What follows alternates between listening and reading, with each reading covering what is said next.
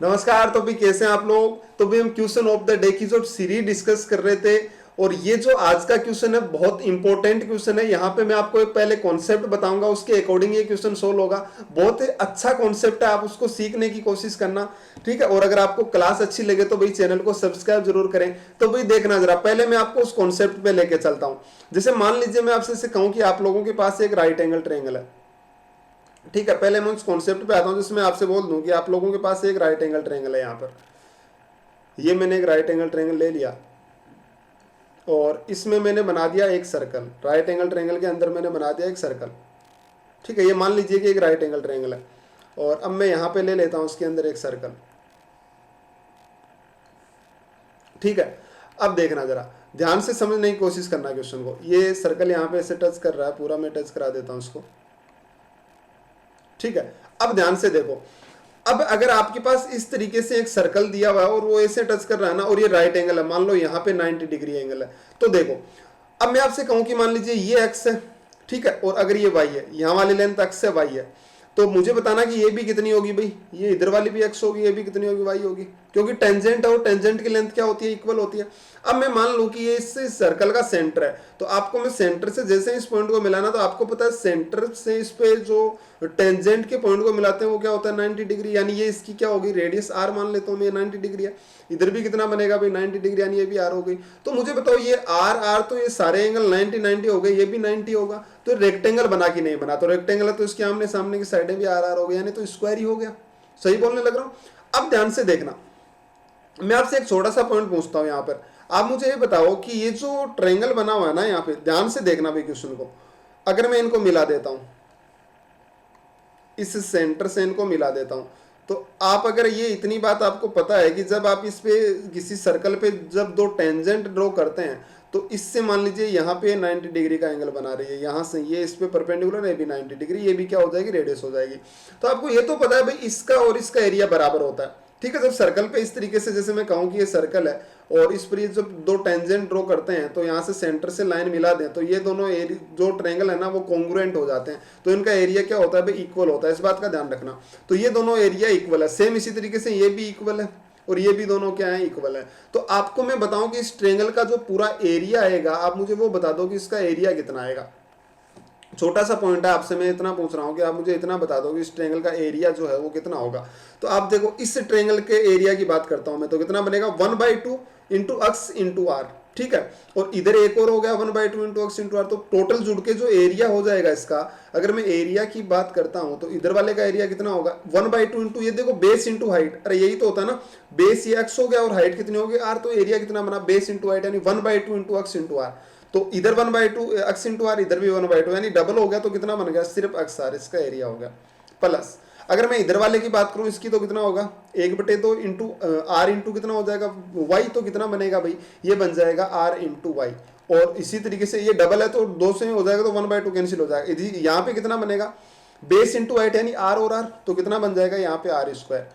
आप मुझे एक बात बताओ कि ये इस ट्रायंगल का एरिया हुआ कि नहीं हुआ, बस आप थोड़ा सा समझने की कोशिश करो। अब ये राइट एंगल है, अब ये राइट एंगल है, तो जैसे ही राइट एंगल हुआ ना, तो आपको पता है इसका एरिया क्या लिख सकता हूं मैं, ये एरिया आ गया आपके पास X R plus R Y plus R square बराबर इसका एरिया। ये देखो, ये यहाँ पे 90 है, तो बेस इंटू हाइट 1/2, ये भी तो हो सकता है। यानी क्या लिख सकता हूं मैं 1/2 इंटू एक्स प्लस आर और इंटू कितना आ जाएगा y प्लस आर। बोलो जरा, ये लिख सकता हूं या नहीं लिख सकता। अब इस 2 से यहाँ पे मल्टीप्लाई कर दो, तो कितना आ जाएगा 2xr प्लस कितना बन गया 2ry प्लस कितना बन गया 2r। ये मैं यहाँ पे कॉन्सेप्ट सिखा रहा हूँ, उसके बाद में हम क्वेश्चन पे आएंगे।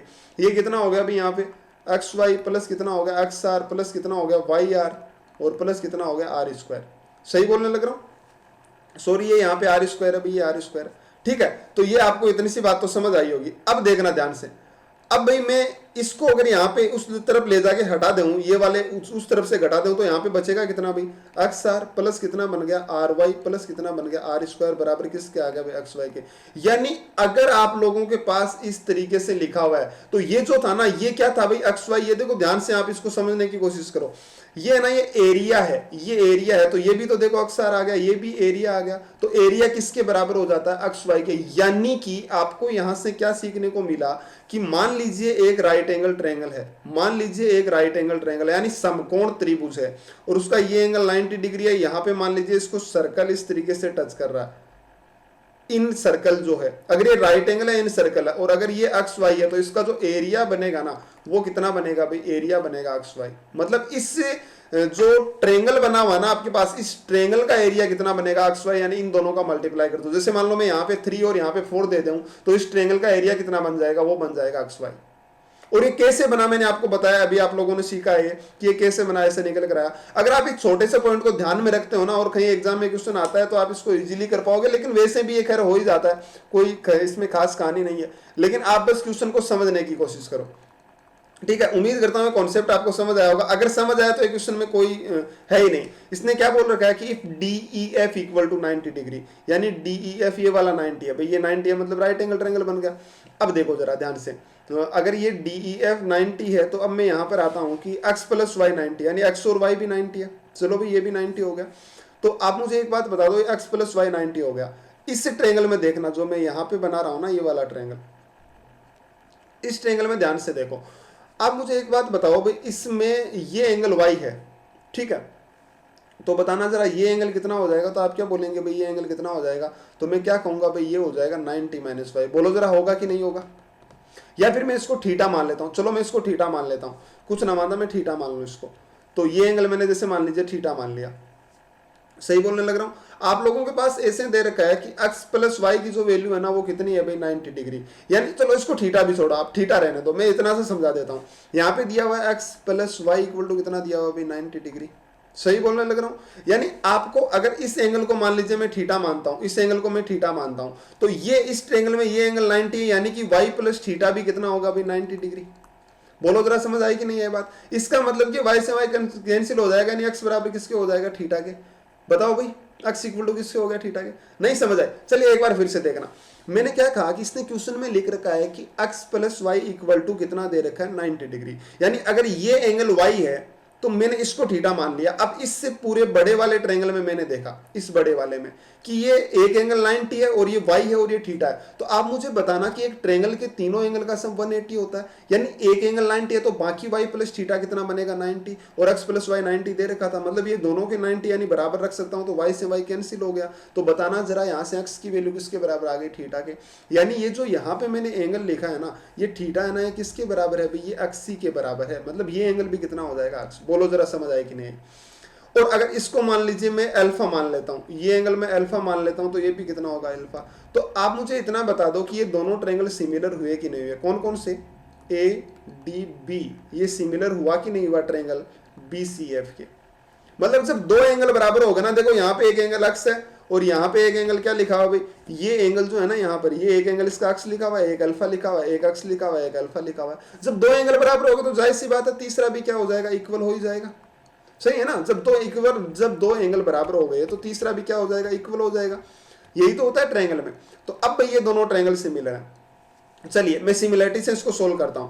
तो मुझे आप एक बात बताओ छोटी सी, कि यहां से x के सामने कितना है, तो आप क्या बोलेंगे, इस ट्रायंगल में x के सामने है db अपॉन, इसमें बताओ जरा x के सामने क्या है, तो आप क्या बोलेंगे, इसमें x के सामने है bc इक्वल टू, बताना जरा यहां से जो है ये एंगल जो मैंने दो लाइन लिखे हैं इसके सामने कितना है ab। ठीक है, पहले मैंने इस ट्रायंगल की साइड ली थी ना ऊपर, तो अब 20 की लूंगा, तो इस वाले खाली जो एंगल मैंने लिखा इसके सामने यहाँ पे कितना है bf। चलिए अब जैसे इसको सोल्व करूंगा तो मेरे पास क्या आ गया भाई, मेरे पास यहाँ पे लिखा आ गया कि ab into B C, A B into B C equal to कितना आ गया भाई, D B into B F. बोलो जरा आया कि नहीं आया। अब मुझे बताओ A B into B C आपको क्वेश्चन में कितना दे रखा था 30, A B into B C कितना दे रखा है 30, यानी ये कितना आ गया 30 बराबर डी एफ, यानी ये जो डी एफ है ना, ये लाइन, ये वाली लाइन और ये वाली लाइन, इनका मल्टीप्लाई किसके बराबर आ गया, D B into B F. और यही क्या होता है भाई, इसका एरिया। बोलो जरा इस ट्रायंगल का एरिया होता है कि नहीं होता। अभी मैंने यही तो बताया था ना कि अगर इस तरीके से ट्रायंगल ऐसे बना हुआ है ट्रायंगल, ठीक है, इस तरीके से ट्रायंगल बना हुआ है और इसमें ये सर्कल है यहाँ पे, ठीक है, तो ये सर्कल है, तो यहाँ वाली तो है डी बी और ये कितना है बी एफ। तो आपको पता है कि D B into B F, यानी ये मान लो अक्स है और ये अक्स वाई तो मैंने मान रखा है, ये ए बी मान लो, तो इन दोनों का मल्टीप्लाई कितना दिया हुआ है 30, और वही क्या होता है ट्रायंगल का एरिया, अगर ये 90 डिग्री एंगल है तो। बोलो बताया कि नहीं बताया। तो ये इस क्वेश्चन का आंसर था, कितना आ जाएगा 30 इसका एरिया आ जाएगा। उम्मीद करता हूँ कि बात समझ आई होगी। ये अगर कहीं पे ऐसा क्वेश्चन मुझे मतलब ये इजी क्वेश्चंस होते हैं, कुछ खास नहीं होते, लेकिन इन क्वेश्चंस को अगर आप अच्छे से समझोगे ना तो भाई बहुत कुछ सीखने को मिलता है। ठीक है, तो उम्मीद करता हूँ ये कॉन्सेप्ट समझ आया होगा आपको। तो भाई अगर समझ आया तो आप अगली क्लास के लिए ये क्वेश्चन सोल्व करिएगा। बड़ा अच्छा और बहुत इजी सा क्वेश्चन है, एवरेज का क्वेश्चन है, बड़ा आसान सा, एग्जाम में ऐसा क्वेश्चन आराम से पूछा जा सकता है, बहुत इजी क्वेश्चन है। ठीक है, तो भाई उम्मीद करता हूँ आपको क्लास अच्छी लगी होगी। अगर क्लास अच्छी लगी है तो चैनल को जरूर सब्सक्राइब करें। तो भाई चलिए हम मिलते हैं अगली क्लास में, आज के लिए थैंक यू।